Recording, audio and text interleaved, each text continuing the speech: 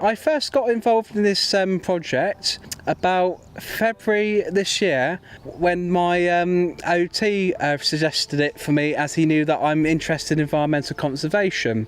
It gives me a sense of sort of fulfilment, peace and happiness. It enables me to build my confidence, my esteem, my skill set that I have, and to know that I'm contributing towards the conservation of a absolutely stunning scenery, around me, as it were, and inspire a next generation of conservationists.